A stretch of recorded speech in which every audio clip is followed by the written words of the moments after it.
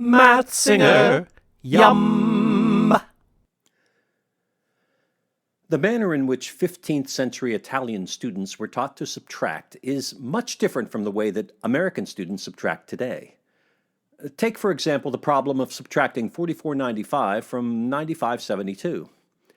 Today's students are taught to look at the 2 and the 5 in the ones column, recognize that 5 is greater than 2, and proceed to borrow 1 from the 7 in the tens column, reducing the 7 to 6 and turning the 2 into a 12.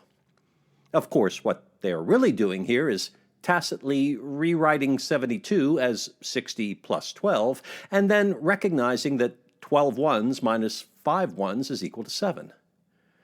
Moving on to the tens column, we note that 9 is greater than 6, and so borrow 1 from the hundreds column, reducing 5 to 4 and turning 6 into a 16.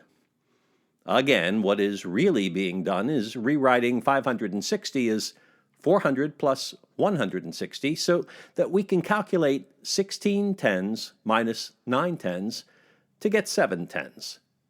Moving then to the hundreds column, we subtract 4 from 4 to get 0, and finally we note that 9 minus 4 is 5. In this way, today's students find that 9572 minus 4495 is equal to 5077. Here's how students in 15th century Italy would have approached this problem. Beginning at the left, they would have recognized that 5 is greater than 2, and then proceeded to replace 5 with the complement of the number 5. Well, simply put, the complement of 5 is just the number that, when added to 5, would give 10. In other words, the complement of 5 is 10 minus 5, which of course is still 5. They would then replace the number 5 in the ones column with the complement of 5. And then the next two steps turn out to be quite surprising. In order to proceed with this subtraction problem, our 15th century students would then add the 5 and the 2 to get 7, and increase the 9 in the tens column by 1. Then, moving to the tens column, our students would recognize that 10 is greater than 7 and would therefore compute the complement of 10, 10 minus 10, to get 0. Replacing 10 with its complement, they would then add 0 to 7 to get 7, and then increase the 4 in the hundreds column to a 5. Moving to the hundreds column, they would subtract 5 from 5 to get 0, and would finally subtract 4 from 9 to get 5. In this way, students in 15th century Italy would find that 9572 minus 4495 is equal to 5077. Let's nail down our understanding of this 15th century subtraction algorithm with another example. Subtracting 48,932 from 62,471, we begin by replacing 2 with its complement, 8, adding 8 and 1 to get 9, and then adding 1 to the 3 in the tens column. We then subtract 4 from 7 to get 3. Moving to the hundreds column, we see that 9 is greater than 4, so we replace 9 with its complement, add 1 and 4 to get 5, and then increase the 8 in the thousands column by 1. Well, since 9 is greater than 2, we replace 9 with its complement, 1, add 1 to 2 to get 3, and increase the 4 in the 10,000s column to a 5. Finally, we subtract 5 from 6 to get 1. This gives us a final answer of 13,539.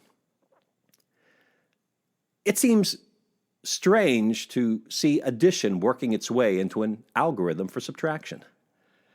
Nonetheless, this technique appears to produce correct answers.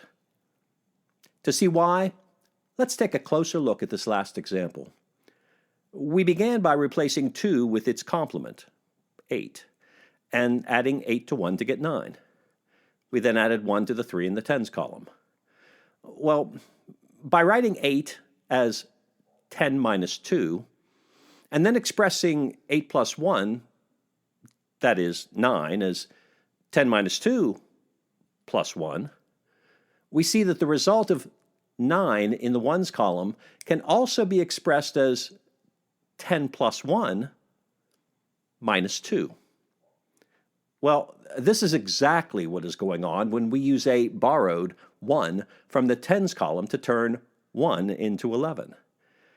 Reducing 7 by 1 and subtracting 3 from 6 has the same effect as increasing 3 by 1 and subtracting 4 from 7.